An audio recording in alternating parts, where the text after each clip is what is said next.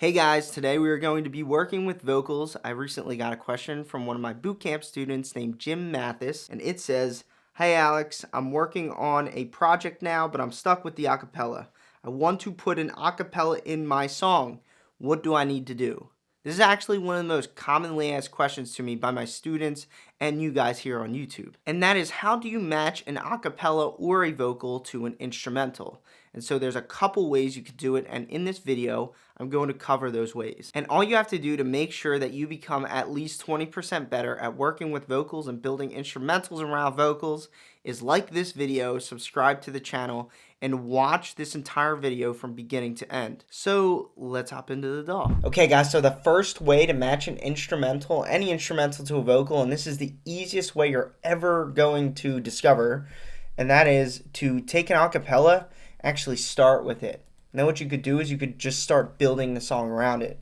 So a couple key points when you're starting with an acapella is you have to know what key it's in. So this one's in G major. So that means my chords and melodies have to be in G major. And then you have to know what BPM it's in as well. So if we look here, there's a number, it says 135. So when you buy acapellas or download acapellas from splice.com or loopmasters.com or anywhere like that, it'll normally tell you what BPM and key signature the vocal's in. Now when you download a remix acapella, it won't always have it on the acapella what key signature and BPM it's in. So you have to go on Google and search what key signature is this song in, and then you search the song that you took the acapella from.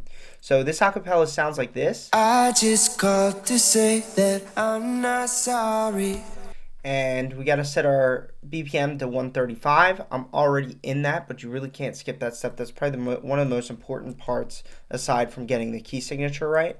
And then you can go ahead and start harmonizing with it in G major. Or if you don't know your scales or key signatures, I went ahead and made a couple charts that you could actually use that shows you all the major piano scales and minor piano scales, and you can download these in the description below. They're super helpful. I still need to reference them from time to time anytime I'm matching vocals to chords, and so we're going to have to stick in G major, which is all these keys here with all those purple dots on it. So let's go ahead and just map that out so we know what keys that we're going to be allowed to use.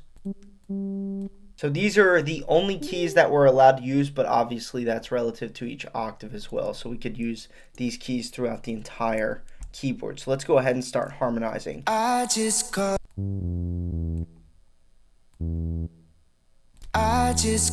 to say that I just called to say that I'm not sorry. So we have our bass line that works really well. So let's go ahead and just copy this. Go an octave up. 7 semitones above that. I just called to say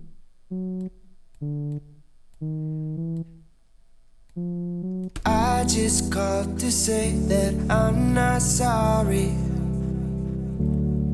You can, and we can get rid of those now because we don't need them. And now we have a nice set of chords. Let's go ahead and write a cool little melody. Alright guys, so I have a synth from my Pack Orbital. It sounds like this.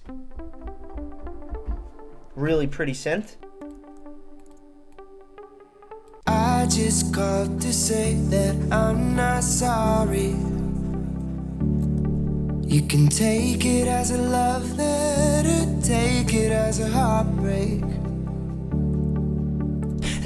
And that's the easiest way to do it, is to start with the acapella. Now I'm going to show you one of the hardest ways you can match a vocal to any instrumental, but still a situation that most of my students get themselves stuck in, as well as probably many of you.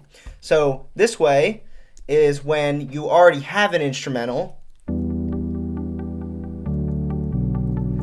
and you just found a vocal you like on Splice or on Loopmasters, or you found a remix acapella, but you already have the song done, but you have this vocal. Well, what do? So let's go ahead and take a vocal that does not match this instrumental in any way, shape, or form. So now we have a vocal that's in 100 beats per minute, and it's in the key of A.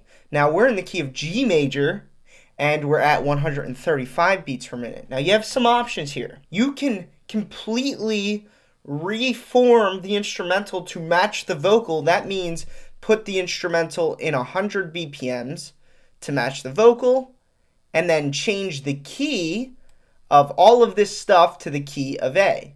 So that's one way you could do it, but your song will sound different because changing the keys really messes with the emotions of the chords, and you might end up with something that you don't like. I would still recommend trying that if you really are passionate about the vocal. The other method is that you can match the vocal to the instrumental. The way we do that is we stretch it to fit the instrumental. So I'm going to turn on flex time and just stretch it to the same BPM as my instrumental. Then the next step is to go from A major to G major, and to do that we have to transpose. To transpose a vocal from A major to G major, we would have to go back 1 or 2 semitones. So let's go ahead.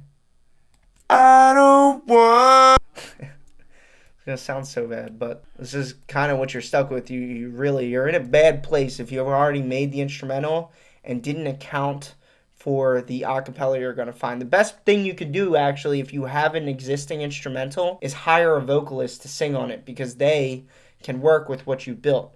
But a pre-loaded acapella isn't going to match your instrumental, so you have to really get creative. I don't want it to go right.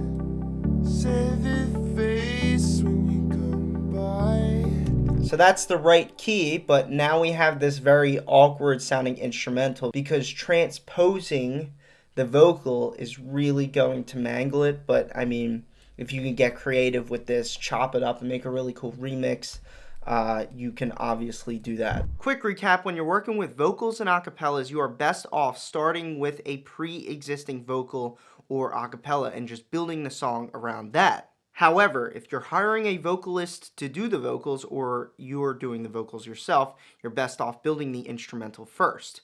Now, the worst case scenario you could be in is if you already have an instrumental, but you just found an acapella, whether it's a remix acapella, or you found a really good vocal on Splice or Loopmasters or any website like that, in which case you kind of just have to do whatever you can to make the vocal sound nice. In those situations, you're not always guaranteed, but you can always give it a try. If you guys enjoyed this video and would like to learn more about every element of music production, you can join my EDM Bootcamp. I have a link for you at the top of the description below. My EDM Bootcamp is not just a self-paced course that teaches you all the elements of music production, but it is also an entire back-end mastermind group where you can get unlimited feedback on your music from me and ask me any music production question that you wish. If that sounds like something you're into, like I said, there's a link at the top of the description below, and stay tuned for more.